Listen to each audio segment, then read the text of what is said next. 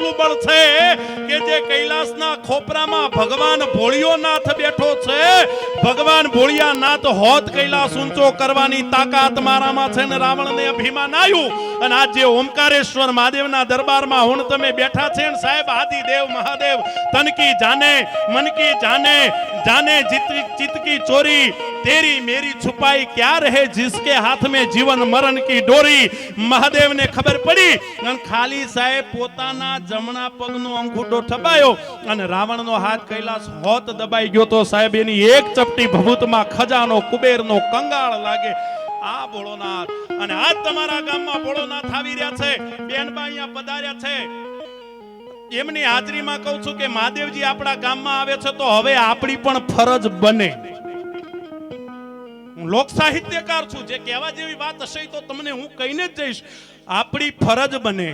પહેલી વસ્તુ તો ઈ કે આપણા ગામમાં મહાદેવજી આયા છે ને, આપણા મહાદેવજીને જે વસ્તુ ન ગમે ને, બે હાથ જોડીને વિનંતી હોય, નિયમ લઈને જાજો બાપ.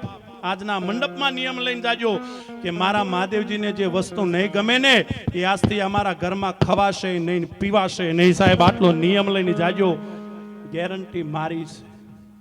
સાહેબ કોઈ પણ પ્રકાર આપણે હાથે કરી તકલીફો ઊભી કરી એમાં મહાદેવ શું કરે બાપ. ખૂબ બધી વાતો કરવી છે, કલાકારો પણ ઘણા બધા છે, બેનને સાંભળવા છે, પણ જેના માટે થઈને આપણે બધાએ મળ્યા છીએ, અમારે નેહલબેન, આપણે એમને યુટ્યુબમાં જોયા છે, આજ રૂબરૂ. પહેલા તો ગામને આવો સારો વિચાર આવે ને એના માટે તાળી પાડો ભાઈ. આ નકર સનેડો ને ભમેડો વાળા તો ઘણાય છે. તમને ઈ ન ગમે ને બેનને બોલાવવાનું ગમ્યું એટલે બહુ મોટી વાત છે ભાઈ.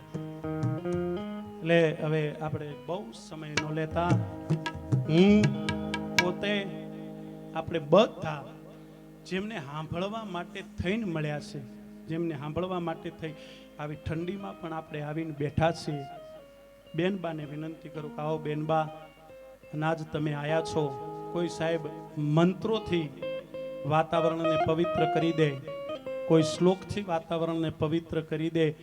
બેનને વિનંતી કરી કે આવો બેનબા, તમારા શબ્દોથી આ વાતાવરણમાં એવી પવિત્રતા ફેલાવી દો ને કે આ સુંધાની જે સાહેબ કીર્તિ છે, સુંધાની જે સુવાસ છે ને, આખા બનાસકાંઠામાં ફેલાય આવી વાતાવરણની પવિત્રતા કરી દે પોતાના શબ્દો દ્વારા. બેન માટે એકવાર બધાને વિનંતી, નેહલબેન માટે દરેકને વિનંતી, બે હાથ ઊંચા કરી જોરદાર તાળીના ગડગડાટથી વધાવી લેજો.